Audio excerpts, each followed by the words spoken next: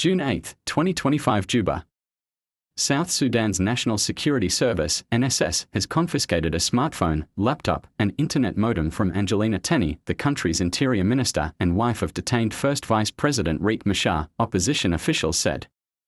Teny, a senior member of Machar's opposition SPLM-IO party, resides in her husband's official residence.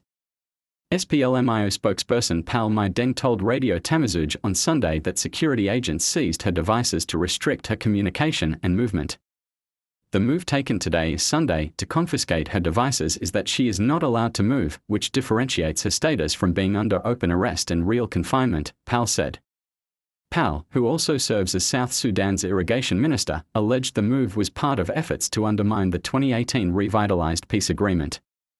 He said other SPLM-IO officials, including lawmakers, had been barred from leaving the country. The motives behind the NSS's actions remain unclear, Pal said, but he voiced concerns over Teny's and Machar's safety, noting she was the only person staying with him at their residence. Honorable Angelina is just one of the members, but there are other SPLM-IO members loyal to the cause, including lawmakers, he added. Another senior official, speaking anonymously, confirmed to Radio Tamazuj that security forces had taken Teny's devices. It is difficult now for Madam Angelina to communicate because her phone has been taken. Security officials confiscated the phone, laptop, and internet modem she used to access the internet, the official said. Internet service was cut off from Machar's residence following his arrest in March, forcing Teny to rely on a modem, the official added. Teny had been staying in a separate section of the residence since March 26 to provide Machar with food and essentials. The NSS initially told Angelina she was not under house arrest like Machar, but fearing she would be blocked from returning, she chose not to leave, the official said. NSS spokesperson David John Kamuri could not be reached for comment.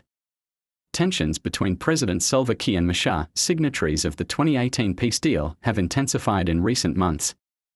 The breakdown of their power-sharing agreement risks reigniting a civil war that killed roughly 400,000 people between 2013 and 2018. Machar's party says his arrest and the detention of allies have effectively abrogated the peace deal. The United Nations mission in South Sudan, UNMISS, has warned the country is on the brink of relapsing into widespread conflict. The US and other Western embassies in Juba have urged Kiir to reverse this action and prevent further escalation. South Sudan's government has not responded to international calls to release detained SPLM-IO officials, including Machar, or to resume dialogue to ease tensions. Conclusion: South Sudan's National Security Service, NSS, confiscated the phone, laptop, and internet modem of Angelina Teny, the country's interior minister and wife of detained First Vice President Riek Machar. Teny resides at Machar's official residence, where he is under house arrest since March. SPLM-IO officials, including Pal Mai Deng, allege this move restricts Teny's communication and effectively places her under confinement. Teny had previously relied on a modem to maintain contact after the internet was cut off from Machar's residence. Reactions: SPLM-IO claims this violates the 2018 peace deal and further marginalizes the opposition. The US and Western embassies in Juba have urged the South Sudanese government to de-escalate and free detained officials. The United Nations mission in South Sudan, UNMISS, has warned that the situation risks plunging the country back into conflict. Implications: heightened tensions between President Salva Kiir and Machar could destabilize South Sudan's fragile peace. Angelina Teny's restricted communication underscores growing concerns for her and Machar's safety, as well as the opposition's political space.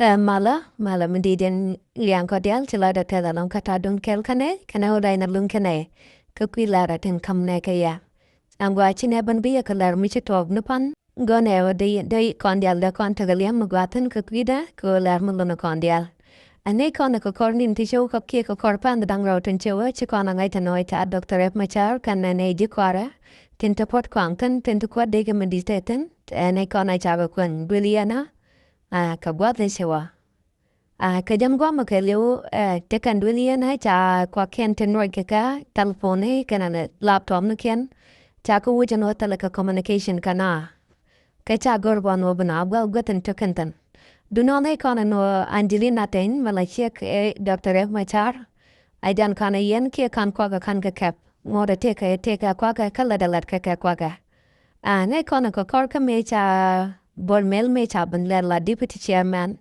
a kapa de dung SPLM ke la che kan ke cha la let an la de cha laten che lat ka ken no ka loy de cha ka to ka mela de ka ngai kon na cha tanken cha ka lat ka tok de ka wa ga mela de tanken ka war gang ne ano la na o doro ba hane me cha la ro ba lat an lat je cha ka gwa de ata an gore ya na mo mi se to ka kor nin ti cha wa man yang wa to kontinenta ma te ra ilana ka turana te ka ker me cha lat ka yin ga te goro ba lat la jan ka chi kwa ni sal pa ker me ya dit ko ngai kon no katan te ga jan tama la da lo kom cha ya kama ka pin ke cha kom cha kan tan je ka roda ala ne me cha goro ba lat ba lat ka gwang goro an cha lat te kan te goro no be dit be mat la dikel Certo me cha lat ket news dung South Sudan. Jadi la no South Sudan, but be yita ke de ken karada. Mela SSPDF ke de South Sudan and I can eja karada. Tala ding meridian mugurka. Tala pad mugurko bita ke de metaga match. Din de albaga matwa kel baba chal wichut kel. I de South Sudan ela SSPDF chekaman nekona. Jara yo mo cha la de nega che kwang ping. Duno ora yo mo cha la ne jabang.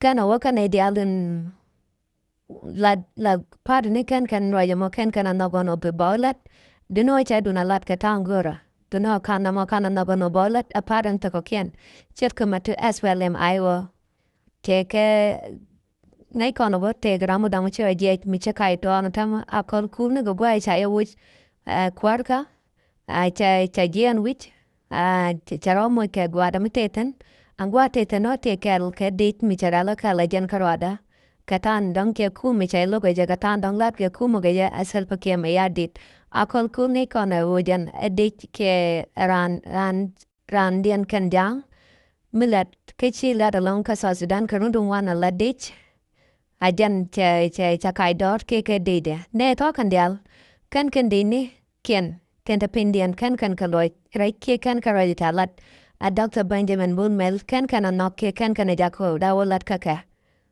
Eno bideni de albugi ban pin de ke South Sudan ke bigu mekian bikan gangun. O deni de albagai kyolu de South Sudan ke SSPDF. Namo kan olat. Kokora meche kokora kalat katen ko latin an Benjamin B Mel. Chagoro no be chia gada machar be kwa ka bega kan.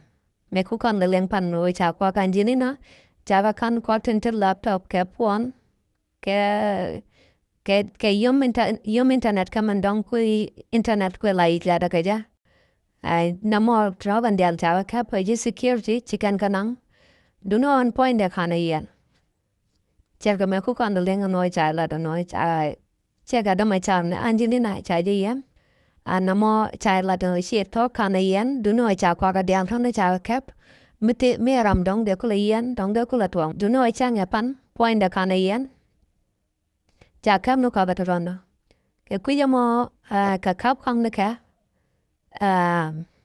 nyo de ja no kata an chi kwar no bol mel che lat ke ye ke ta cha lat ke ya wa jan maloda wa jan charlat no anta magan ma cha raja ka kwak chek de ta ke chek to no ka kujamo ba kwak chek de ndi al ba be ka bigata bang talam bu rai kran ke tala ana wa bidi de no Angelina la ka to ba ka ma ka jiwen mon bo ken ka ki ga ma char ke di we jano de Angelina da ta goro pinga tan dong changa ka yere ja ai ka len dong cha ga yantan Namo adiana look Benjamin B Mel ka ja ano be Angelina bangolora ke ba ta ka kwaka de jane Angelina point la cha do ya ja ko ubara ke UN model ken ka kwak de te ja tana Namo ajalot ka men kap ka kwak chek gada ma charne Angelina Teny akwane Bol Mel ajalot ka namo ajana to be Dr. Rap bangot ko communicate kana ka kwak kek de ka kuyang ba kwak kek de ba wo te de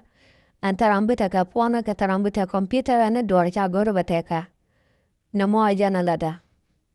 Ngai kona ko koni no bokia ko jong te che wa chayon no daragan me char deja wo chire we ka South Sudan de nang win mreden ko de yo yantan. Kana mo ai chamu gorno de gan me char de chuan na ran tang me gwai chara la ka de gan me char nang ten ai Uganda.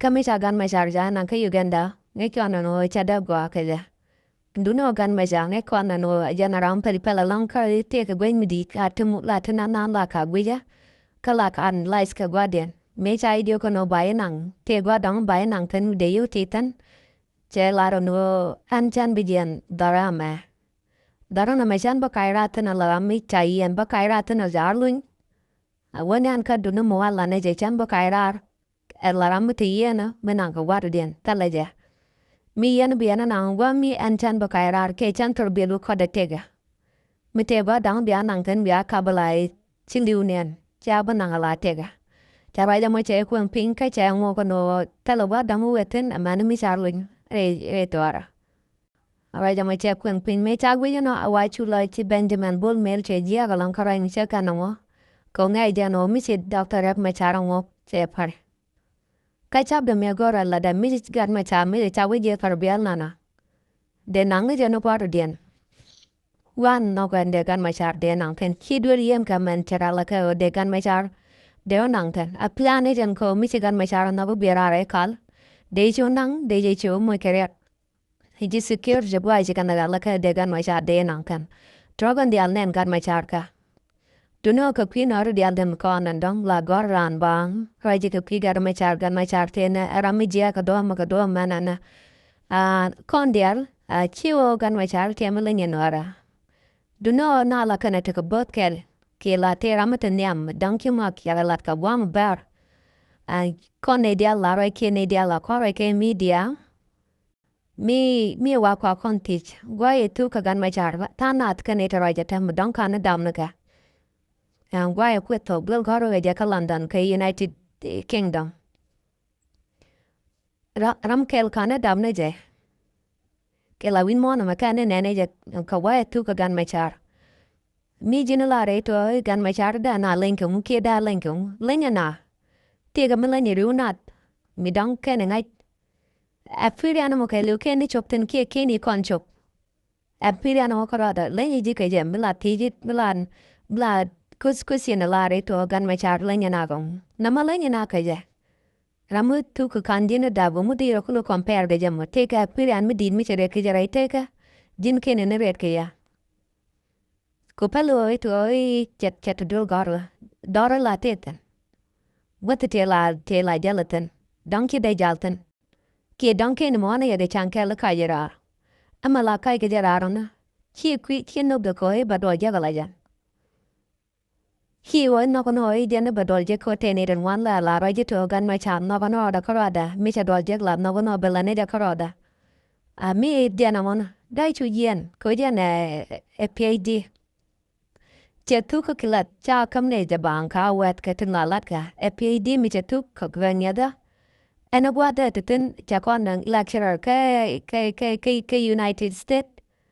a la cha kon ni ke university me donkey dem choten obi ni angit kupalo di ungitin o bugarten a university mo abukola tokten donkey de jang mi jamanu biliu namo karada lenje ge kam lenje ge ka donkey bi chobrete ka kuya mo goro de kon kwan gan ma cha de kon kam lut jen chunga kwidan amalai dora galamo jala dor ko kino ara duno kon la kon goro mu pet kon war ko ken kame pet dong de kon amurun chỉ còn đồ để chỉ còn là ngay qua palo rồi nó muốn đang để trả lại thế cái rồi nó muốn đang được gửi vào bộ vấn kiện chỉ khi rồi nó muốn đang thế cái rồi nó muốn đang được bộ vấn kiện tu nó gan mai char làm bad lại ra quỳ cái làm nan lại quỳ à giờ nó mò gửi rồi còn là ngay giờ nó anh gan mai char chip pet coi bầm bật đồ bé mà lát còn mấy lát cái pet ngay còn ngay coi cái rồi tận và thế cái tung one either dong there is doubt is all jack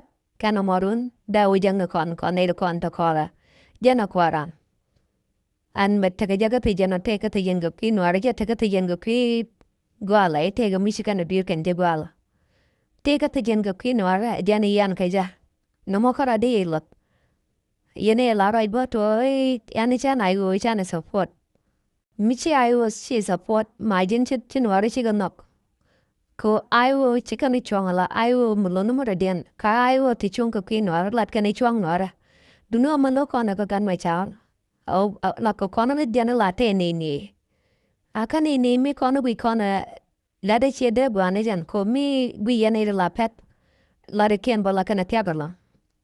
Ka kwi jama chana rong ye ko che kon bu pet. Bu kon ga ling ping. Ke bu kon ga mo ka gwat ke bana ka deal gwech. En ta la pet do kon ana. Mo ja kon ka ri twana tama. Ni ri kon do ngwana tok na dong token ko ta la kon a pet ke yamana. An kon du mo bana kon ka rai kel bana ling rodan. Bana chong ka pa dan kel kon dial. Chung kon ko kon no ken o gang kon mundan mo ko ke liu. Ma de kon tar long tama. Dung ngai kon e bu kon chong ala no kel tama. Abana ti dialat jol kon o ko kon ware. E che ko ba da ba chienga ka chienga. Jikwema. Ma de bu kon dial ko go jo. Du no man yer kon o che ko da. Ki te ga no ma ka no ma na no ma cha kon do nang nem. Tiaratin wo go nyam rai no ren tama go ro de kon go palbo. Telo gwan nang ken konta. Tiara to palake. Tien waro pa chwala mod ni yen ka queen yet. Ay ta nyaru binaw le u queen nyal no mo diaga. Nami a queen wani no mo poine. Nyamai ku bu kwen ngani ja bod dap ke wud de na mu binaro ne ga queen ba wun to kokien. Ba ko da le u queen de lu no de. Na mo queen wani jan karada. So trat goro bana ka banjok bukon charla ne di pel bukon charla ne di sigwar. Bana chiang edan bana yapal. Kon bana loy ke chiang noir me wal kumi noir ka kel. Mela noir again kuiro bana kuiro ba bulondo kuya me. Ba nyor la jal tang mugo. Chiang mugo ro kon witen. Te dial ko jana ka pal. Kwar kon mi chaga yena tama de kon ti chong no kon kel. De kon da ka lo de kon wit. Kana mo janda mal kulo non kai janda kon kle jalot ko mi ta kon vigilai chung kon kel kata kon kariat ker. De chiang andal kan wara beja darolot jok. Chia damanan ta te no mi changa yak mi chung kon kel kata kon kariat kel ka chol koro lan war ker. Lar kon e dialan advocate ke kiko den wara kel lar kon get alwa yalong. Tinte galuk chorat teten. Wuda mo chala long ko goro den wara de ga banwa kel ka bandan kel. Adiana mo bukon bicho dan be jago bateka lutana. South Sudan ta ma cha dol win mu dor to ko ken ke rul to ko ken. Ko ki kwar karada ko kwar mi kwar metalot la wi la dal kai jabo. Am kwar tin kap South Sudan ta ma ko ka kwar talot. Joli de ken talaka ta goro mo ga mi chi go garga ja. Ta wit mi di cha dol ko kidya. Ke kuya mo no da rid kon ta mo mulot kon bukon ban kwara ban wait ban era laga ban mod wait in chalo constitution ban venyo ga laga bika mo to go to balot no mo da ri shan dan da ro jok ke da we dan da mo to lut nyam nendo ken rulu to go ken amo kwar South Sudan wo win meridian de lor la kwar lut ko mo go ke kwar mai ning wak so trob kan go de kon latin komo kon kwar ujek bana wait bana ingot rain mugwa rain metal dak rain metal tiel rain men nyo da o ne dial na ka leje we ke no mo jana gor kona ko jana ku kon gor ge kon antama ko changa kon je ko kon wara no mo point de chi me de kon lo lat ko jana ku kon lok meter kon antama ko bu kon kwar bu kon ye gor kon o bana na nyo tan dong de we de right ke ja ta dong de mot de ga lat ke ja de mot je de ga pal ko chikan go be chanat